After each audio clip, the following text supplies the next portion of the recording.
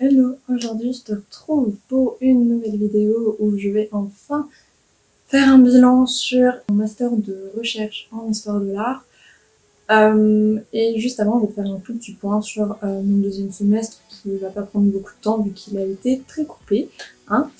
Même si tu es pas en histoire de l'art, tu es peut-être en sciences sociales ou en lettres, ça peut peut-être t'intéresser.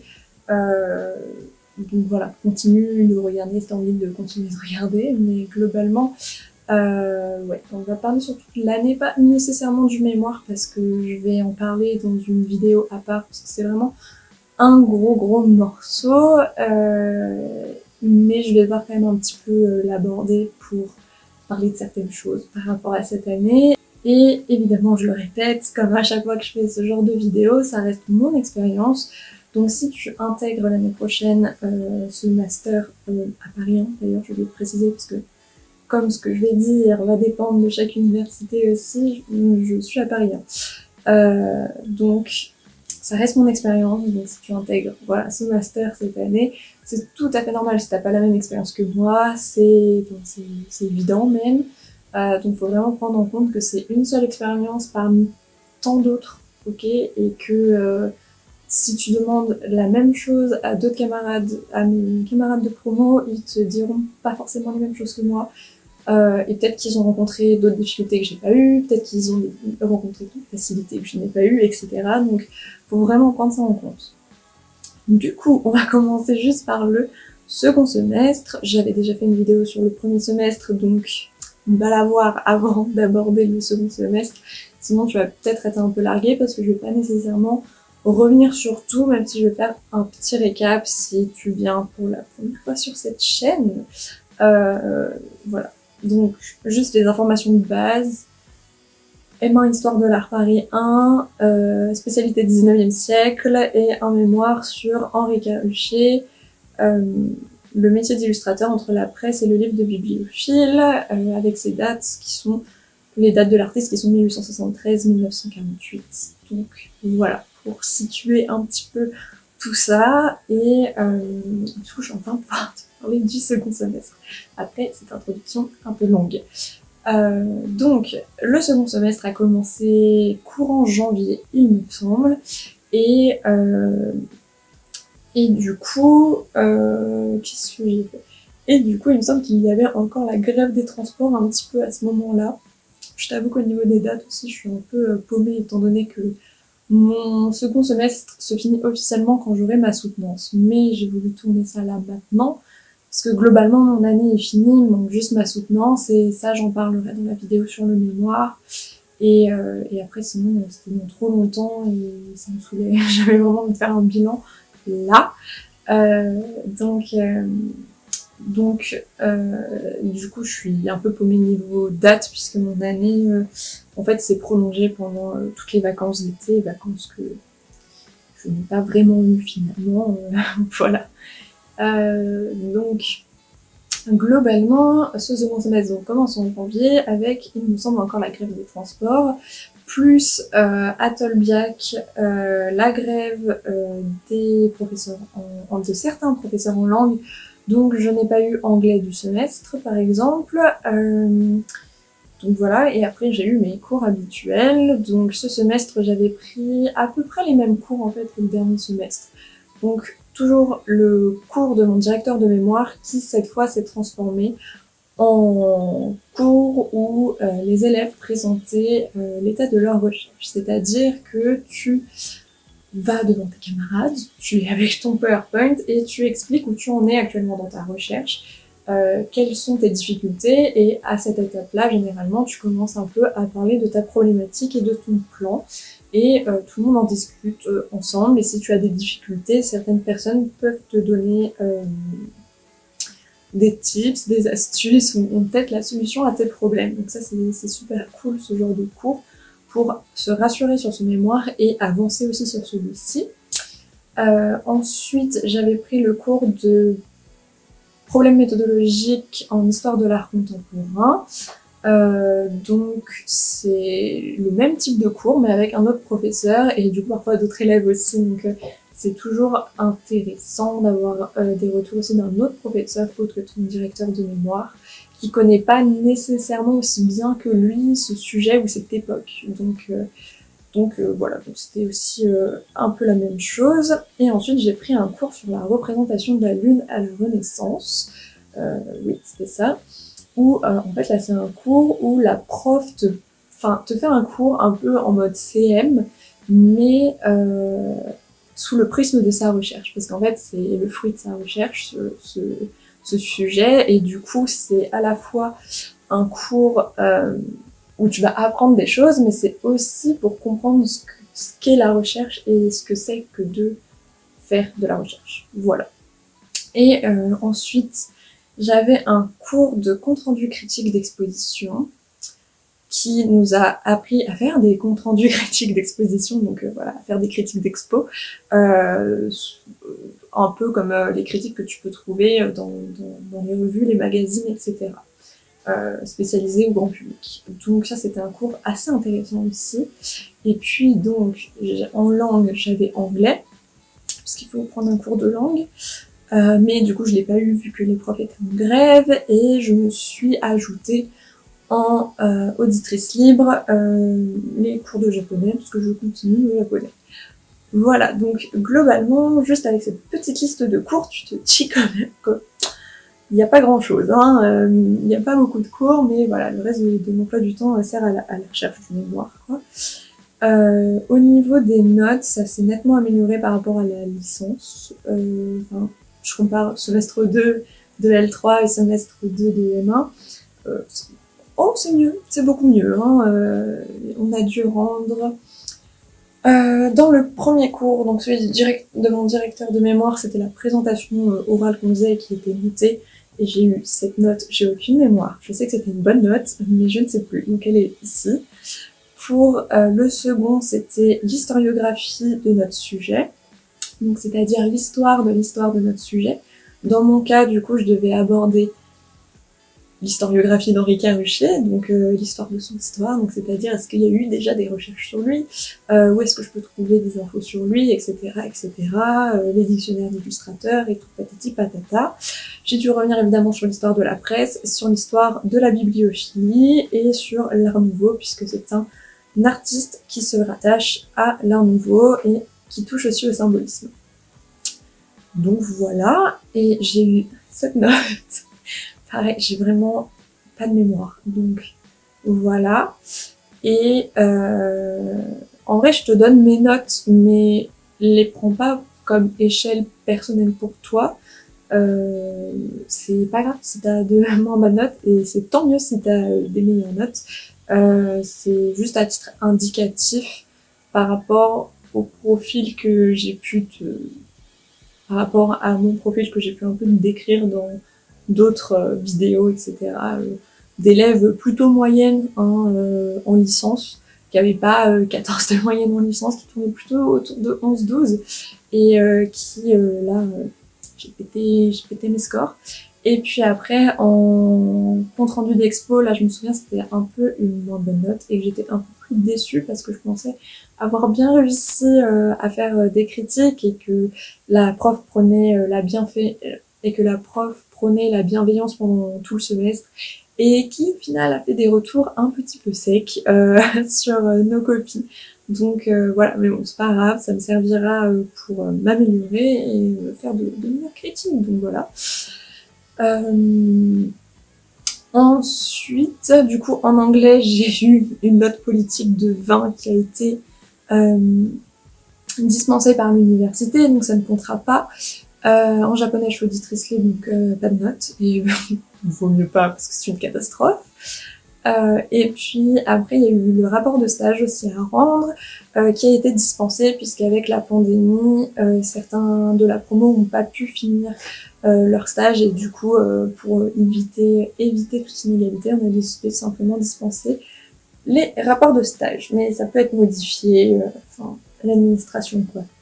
Donc voilà, donc c'était plutôt un semestre qui s'est bien passé au niveau des notes, scolairement, voilà.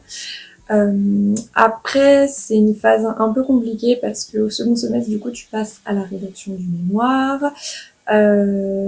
Et puis, accessoirement, il y a la pandémie qui est arrivée et que ça a été un peu compliqué de s'adapter au fait de plus pouvoir se déplacer en bibliothèque et dans mon cas de plus pouvoir voir mon corpus d'œuvres, puisque comme je travaille sur un artiste qui n'est absolument pas connu, forcément je travaille essentiellement sur des archives et sur des sources primaires qui ne sont pas numérisées en ligne, qui ne sont pas disponibles en ligne ou alors qui coûtent extrêmement cher.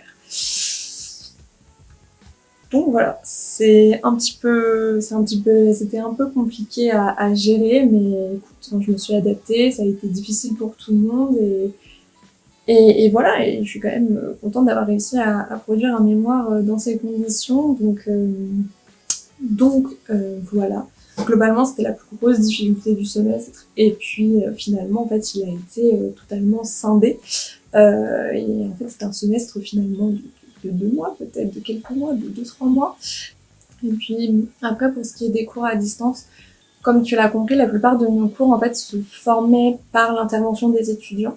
Et du coup, on n'a pas eu de cours à distance pour ces cours-là, et les profs ont été très très conciliants. Et j'ai pas fini de te dire ce que j'avais à rendre dans les autres matières. En représentation de la Lune à la Renaissance, j'ai dû rendre mon avis sur le cours et ce qui m'a apporté pour mes recherches, pour mes études et sur un plan plus personnel aussi, et les différences que j'ai pu noter entre par exemple la méthodologie pour les arts des temps modernes, donc qui est Renaissance jusqu'au XVIIIe, et la méthodologie en XIXe siècle. Donc voilà.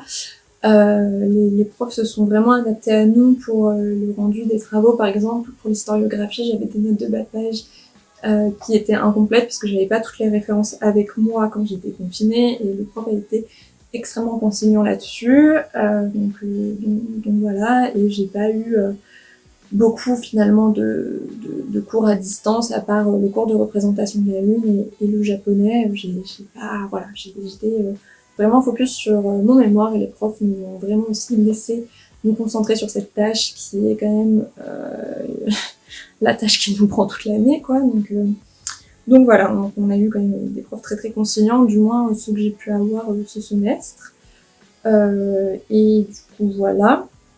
Donc en vrai, c'est un bilan très très court sur le second semestre parce que il a été court, et si tu veux plus d'impressions en direct, j'ai fait une série qui s'appelle Master Vlog, où en fait tu me suis tout au long de l'année pendant la réalisation de mon mémoire et tout simplement dans ma vie étudiante. Donc si tu veux aller voir ça, tu auras peut-être plus de détails dans le présent, ancrés dans le présent, qui pourront peut-être t'aider un petit peu plus à savoir comment ça se passe. Mais globalement, voilà. Et du coup, je pense que là, le mieux, c'est passer au bilan de cette année tout simplement, et des changements par rapport à la licence, parce que c'est vraiment une autre organisation que ce que tu as pu avoir en licence, où en L3, tu as quand même une quantité de cours assez importante par rapport au master, et que ton emploi du temps est certes assez libre, mais en même temps pas tant que ça, parce que tu as tes DCM, etc. Déjà, la différence majeure, c'est que t'as plus de TD, t'as plus de CM, t'as des séminaires qui sont entre le TD et le CM, du coup, où t'es en classe plus réduite qu'un CM, mais tu dois participer dans ces cours, et d'ailleurs, la relation entre prof et étudiant est moins infantilisée et moins infantilisante que en licence, où là, on te considère quand même comme un chercheur junior et quand même comme un petit jeune, quoi, mais on laisse beaucoup plus de place à l'échange entre le professeur et l'étudiant. Ce que tu pouvais parfois avoir avec certains chargés de TD, ça dépend des chargés de TD, hein. Et du coup, là, t'es un peu plus adultisé, on va dire, mais il y a quand même... Il reste quand même une petite distance prof-élève, mais t'as plus l'occasion d'échanger, d'exposer ton point de vue et de vraiment discuter avec les profs, même avec ton directeur de mémoire quand t'as des rendez-vous par rapport à ton mémoire. C'est beaucoup plus dans l'échange et dans la prise de décision, etc. Donc ça, j'ai trouvé ça plutôt cool. Après, ton emploi du temps est beaucoup plus vide, mais il faut faire attention à ça. il est vide, c'est une raison très simple, c'est parce que ces heures où t'as pas cours, etc., te servent à aller en bibliothèque, à aller prendre tes rendez-vous avec Gertrude Michel Bernard pour avancer sur ton mémoire, etc., etc. C'est vraiment dédié à ton mémoire et ça est vraiment... Quand tu vas voir ton emploi du temps, tu vas te dire « Oh là là, mais j'ai grave le temps pour mon mémoire, etc. » Non. Au début de l'année, tu t'en rends pas compte. Exemple parfait, tu t'en rends pas compte au début de l'année, mais je peux t'assurer ça va vite. Et de toute façon, beaucoup des choses que je vais te dire là, tu vas pas t'en rendre compte, tu vas pas les comprendre forcément à 100% tant que tu as pas vécu le truc. En tout cas, si tu arrives pour toi, mais voilà. Et du coup, voilà, et évidemment, autre différence, comme je te l'ai un petit peu dit là, c'est au niveau des notes, où j'ai des notes largement supérieures à ce que je pouvais avoir habituellement, et je crois que je dois avoir une moyenne de 14,5, quelque chose comme ça. Peut-être que pour certains, genre, mais ça va, 14,5, c'est la base, gna gna. Mais moi, ça fait depuis des siècles que j'ai pas eu une moyenne comme ça, parce que j'ai toujours été une élève moyenne qui n'en fait jamais trop, qui n'en fait ni trop ni moins. Donc voilà, ça faisait vraiment très très longtemps que j'avais pas eu une moyenne comme ça. Donc voilà. Donc ça, c'était plutôt cool comme point. Même si je soupçonne quand même un peu les profs de nous noter très large pour pas nous pénaliser. Et aussi parce que c'est compliqué de... Enfin, tu peux pas noter l'avancée d'une recherche. Enfin, c'est pas quantifiable. Donc, je pense qu'ils notent très très large, déjà pour ça. Et parce qu'en fait, l'administration leur impose de nous donner des notes. Donc voilà, donc généralement, ils nous font faire un devoir et ils dupliquent cette note pour l'administration. Mais voilà, les profs sont très très conciliants et comprennent parfaitement que tu as une mémoire à faire. Donc ils sont assez cool au niveau des devoirs. Au niveau des devoirs à rendre, c'est souvent des tâches assez simples entre guillemets ou alors qui se rapportent directement à ton mémoire. Donc c'est plutôt cool et ça te permet à la fois d'avancer sur ton mémoire, de rendre un travail pour un séminaire et d'avoir ta note pour le semestre. Donc c'est plutôt cool. Donc voilà. Après, ce qui va changer aussi évidemment, c'est les lieux que tu vas fréquenter par rapport à la licence où tu restes principalement en bibliothèque. En recherche, tu vas commencer à être obligé de fréquenter des lieux professionnels, genre comment dire ça. Tu vas être un peu plus amené à devoir aller parler à des conservateurs, par exemple dans mon cas à des libraires, à des institutions étrangères parce qu'ils ont un fonds d'archives dont t'as besoin pour ton mémoire, à parler avec d'autres professeurs qui sont spécialisés dans un domaine précis, à aller dans une variété de bibliothèques dans un choix de bibliothèques beaucoup plus large parce que certaines bibliothèques sont spécialisées dans certains sujets et ne sont accessibles aussi qu'aux étudiants-chercheurs et aux chercheurs tout court. Donc tu vas découvrir de nouveaux lieux et ça va t'amener aussi à prendre en maturité parce que tu vas enfin un peu plus fréquenter le monde professionnel de la culture par justement ces interventions. Je sais pas si tu vois ce que je veux dire, mais tu vas aussi beaucoup voyager. Genre tu vas vraiment traverser partout. Pour te donner un exemple de lieu que j'ai dû fréquenter pour faire avancer mon mémoire, évidemment, c'est possible que des personnes aient fréquenté beaucoup moins de lieux que moi, ou à l'inverse, beaucoup plus de lieux. Ça dépend aussi vraiment de ton sujet, je vais pas trop rentrer dans les détails, mais voilà. Globalement, j'ai dû aller à la documentation d'Orsay, du musée d'Orsay, parler avec une conservatrice d'Orsay, parler avec la conservatrice archiviste de Moreau, du musée Gustave Moreau. J'ai dû aller à la manufacture de Sèvres et encore une fois parler aux archivistes. J'ai dû aller en maison de vente aux enchères pour aller consulter un lot avant qu'il soit vendu. J'ai dû aller dans certaines librairies qui avaient des archives que je ne trouvais nulle part. J'ai dû parler avec 2 institutions étrangères qui avaient un fonds d'archives, donc communiqué par mail. J'ai dû parler à un artiste américain qui avait repris des motifs de Carochet pour ses œuvres, et il se trouve que t'es peut-être un cousin éloigné, enfin, et il se trouve qu'il fait peut-être partie d'une branche très éloignée de la famille Carochet. J'ai dû aller aux archives de Pierrefitte-sur-Seine, évidemment tout le réseau BNF, que ce soit Arsenal, Richelieu, Mitterrand, l'INHA évidemment qui va devenir ta nouvelle maison. J'ai dû aller consulter des archives au mobilier national, enfin qui conservent les archives de la manufacture des Gobelins, donc enfin voilà, tu vas voyager, hein. Et généralement, c'est des lieux qui ne sont pas accessibles quand tu es en licence et qui peut être d'ailleurs très frustrant quand tu cherches un stage. Mais ouais, là, en fait, tu vas être au contact direct, hein. Donc ça peut être impressionnant, surtout quand tu as une personnalité réservée comme la mienne. Mais il va falloir un peu se faire violence et j'ai jamais eu de problème. Enfin, toutes les personnes que j'ai pu rencontrer ont été tout à fait à l'écoute et sont même retrouvées, enfin, et ont même été intéressées par le sujet que je traitais, en fait. Donc, il y a vraiment pas de souci. Eux, ils sont habitués à recevoir des étudiants, etc. Il n'y a pas de souci à se faire, mais c'est vrai que ça devient plus professionnalisant, entre guillemets, pas dans le sens où toi, tu te professionnalises de ouf, mais où tu fréquentes des professionnels et t'es spécialisé dans leur domaine pour diverses raisons. Donc ça, c'est plutôt cool.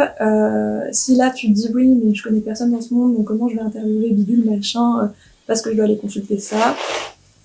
Alors, moi, il y en a certains, c'est mon directeur de mémoire qui me les a présentés, c'est pour ça que, voilà, j'ai pu j'ai pu aller poser des questions chez certaines personnes, et d'autres fois, j'ai directement envoyé des mails et j'ai eu des réponses positives, etc., pour aller consulter divers ouvrages, divers archives, etc. Donc voilà, il faut vraiment pas hésiter à envoyer des mails, à téléphoner, etc. C'est moi qui dis ça, mais vraiment faut pas hésiter et ça t'amène à prendre en maturité parce que voilà, tu fais quand même vraiment des lieux beaucoup plus professionnels que quand t'es à l'université où t'es en études, quoi, et tu prends aussi en maturité parce que faire un mémoire, c'est aussi prendre des décisions par soi-même, même si t'as ton directeur de mémoire qui est là pour valider tes décisions et pour te chaperonner pendant toute cette année. Mais globalement, normalement, tu vas prendre un peu en maturité cette année, ce qui est plutôt cool, ou par exemple maintenant, je n'ai plus de difficulté à aller demander à des libraires de venir consulter des archives chez eux. Donc c'est là, on fait des progrès sur le caractère réservé, c'est cool. Mais du coup, voilà. Donc c'est plutôt cool aussi de pouvoir fréquenter ces lieux, ça fait toujours plaisir d'arriver j'ai une passion d'archives maintenant, j'adore aller fouiller dans des boîtes, etc.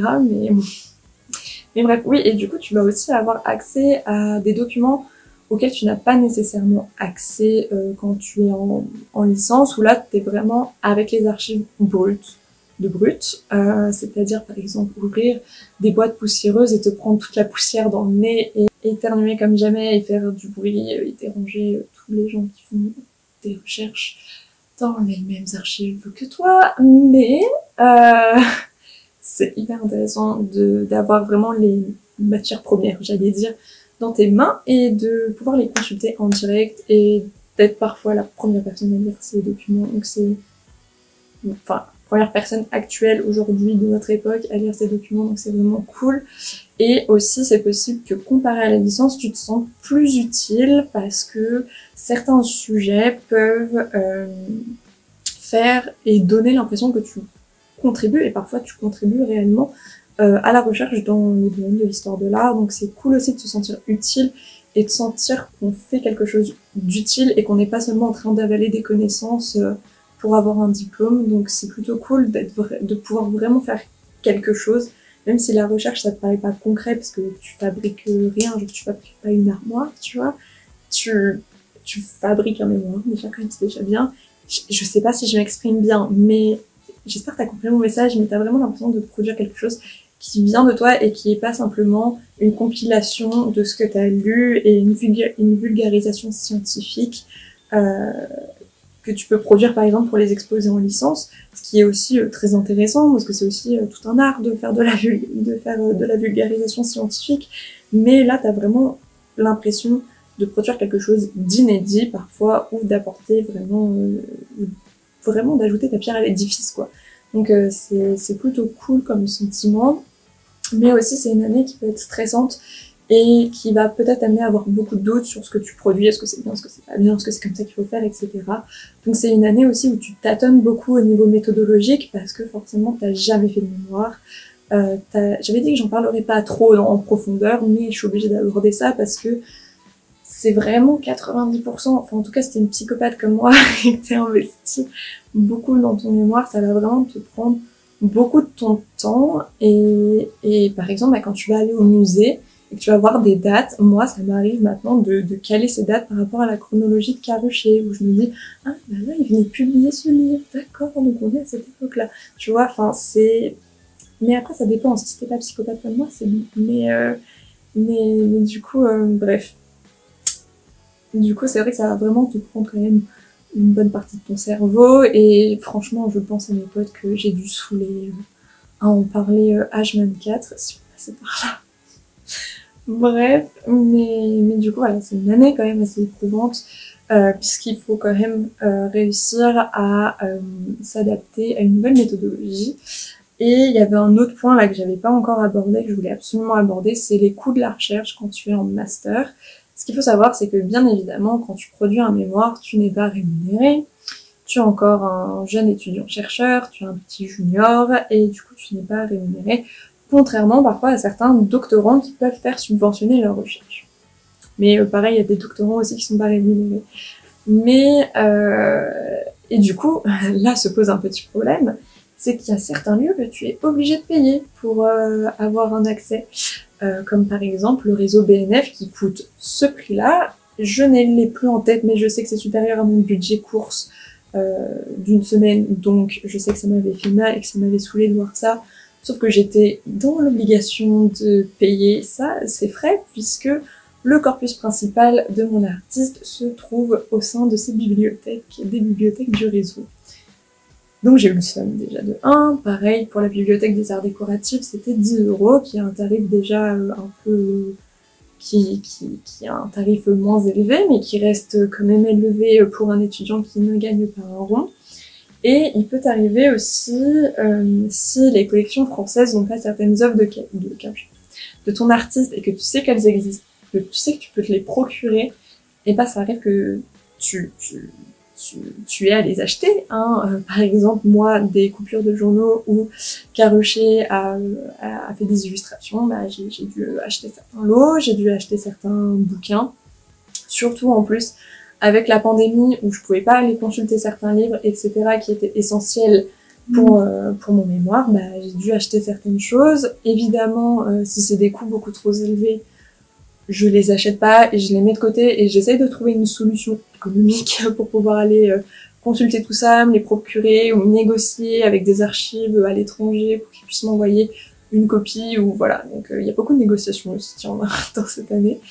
Et puis donc il y a aussi ça et puis parfois en fait quand tu demandes des archives ou ce genre de choses à des institutions étrangères, ils ont pas les mêmes législations que chez nous. Je vais te raconter l'anecdote des bibliothèques d'Oxford, où globalement ils avaient un fonds d'archives qui avait peut-être, je crois, 6 lettres de Carrucher à un auteur et une de la femme de Carrucher à ce même auteur, plus un petit croquis d'un portrait d'un gars que j'ai toujours pas identifié.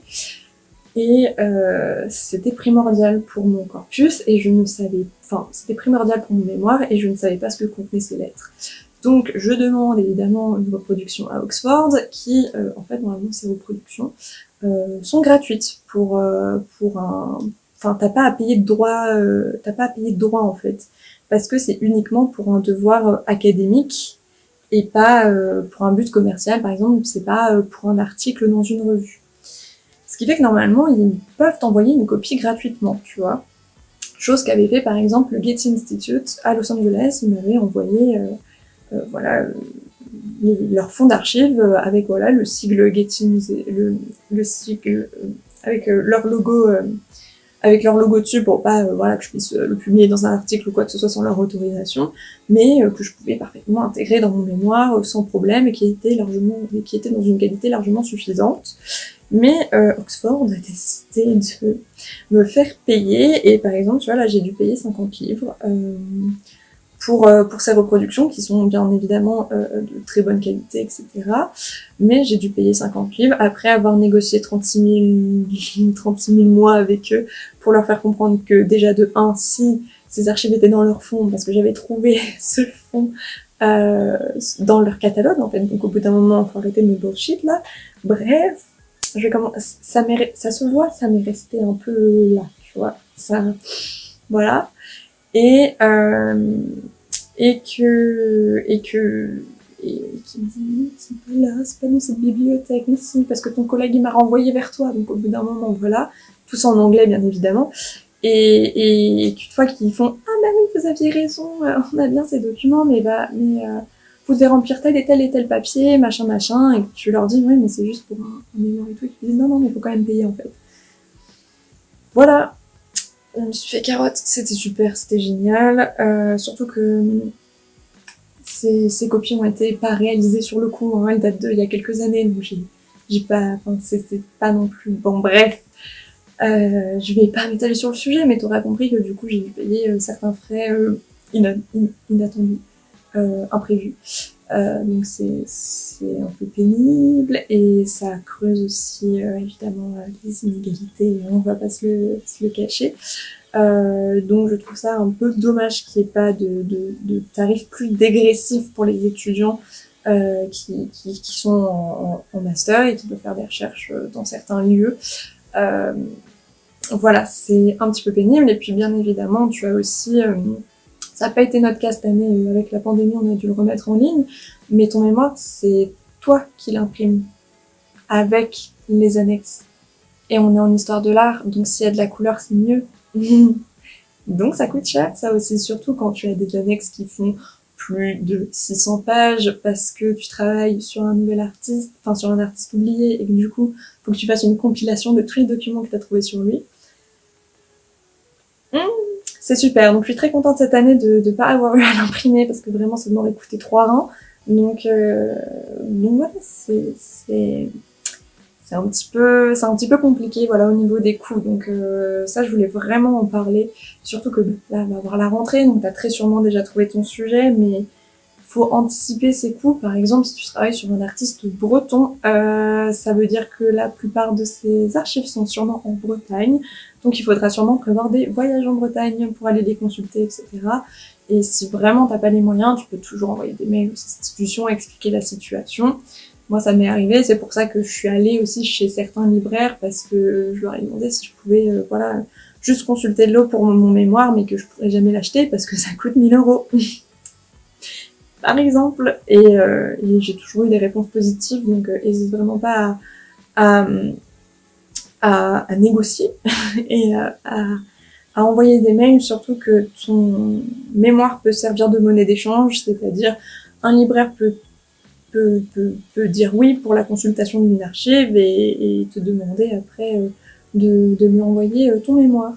Voilà, moi par exemple, ça m'a beaucoup servi de monnaie d'échange par exemple. J'ai découvert des talents de négociatrice, insoupçonnés. Donc voilà, ça je voulais vraiment parler des coûts parce que c'est pas quelque chose que les profs vont aborder aux réunions de pré-rentrée, c'est pas non plus des choses que tu vas retrouver sur les vidéos qui parlent voilà, des mémoires, etc. Déjà, une vidéo qui parle d'un mémoire en histoire de l'art, j'en ai pas encore vu. Donc voilà, je voulais vraiment informer de ça parce que on reste des étudiants, on travaille pas forcément tous et on gagne pas tous nécessairement de l'argent et on vient pas tous non plus des mêmes familles. Donc voilà, je voulais quand même aborder ce point et mon budget course qui est parti dans le budget reproduction d'Oxford. C'était super. Vraiment, ça m'est resté vraiment... Je veux plus avoir affaire avec les bibliothèques d'Oxford. Vraiment, je veux plus leur parler. Ah, ça m'est vraiment resté là. Aussi, il y a un autre point que je voulais aborder, c'est que ça va être une année peut-être un peu plus solitaire qu'en licence, puisque comme tu as moins de cours, tu es moins avec tes camarades de promo, et comme tu es souvent en vadrouille pour tes recherches, etc., tu es moins avec tes camarades en fait, tout simplement, et tu es beaucoup plus en solo. moi, bon, ça m'arrange un peu parce que étant un peu plus indépendante, ça va, mais c'est vrai que j'ai quand même senti un peu de solitude parfois où je me suis dit, ah, c'est quand même solitaire la recherche. Donc voilà, c'était un petit point que je voulais aussi aborder. J'essaye de voir si j'ai rien oublié, mais en soi, c'était une année hyper enrichissante. Et ça fait aussi du bien de se sentir un peu plus utile à la discipline, même si ce qui m'a manqué un peu par rapport à la licence, c'est d'avoir des cours vraiment comme des CM, comme en licence, où on parle du portrait au 19e siècle, ou tu vois, ce genre de choses, et que tu amasses les informations et que tu les digères. J'avoue que les cours comme ça me manque un petit peu, parce que je suis toujours curieuse et j'aime toujours en savoir plus sur divers sujets, et c'est vrai que les cours comme ça m'a un peu manqué, mais aussi c'est de ma faute, parce que j'aurais très bien pu arriver, j'avais très bien les horaires des cours de L3, donc j'aurais très bien pu squatter un CM, mais voilà, c'est vrai que ça m'a un peu manqué ce genre de cours, et ça aurait pu aussi me permettre de prendre un peu plus de recul sur mon mémoire et de me détendre le cerveau, et de ne pas penser H24 à ma période et mon mémoire. Donc voilà, je pense que c'est tout. J'espère que ça a été un résumé assez concis. À mon avis, la vidéo est longue, mais voilà, j'ai essayé de résumer au mieux. Si j'ai oublié quoi que ce soit, je te mettrai des panneaux à la fin qui t'expliquent ce que j'ai oublié, ou une voix off, I don't know. Mais voilà, du coup, c'était un peu comme ça que s'est passé mon année de M1, et de toute façon, on va se retrouver pour mon année de M2. Où évidemment je vais continuer les master vlogs puisque j'ai un deuxième mémoire à faire. Ouais, c'est un mémoire par année en histoire de l'art à Paris 1. Donc eh ben, on va repartir sur un deuxième mémoire, et puis je vais aussi courant septembre, je ferai la vidéo sur le mémoire en histoire de l'art, sur ce que c'est, etc. Sur comment en faire aussi, et puis sûrement te donner un peu des conseils que j'ai pu découvrir à travers les bourdes que j'ai pu faire pendant mon année. Donc voilà, je te retrouverai dans une prochaine vidéo. Salut!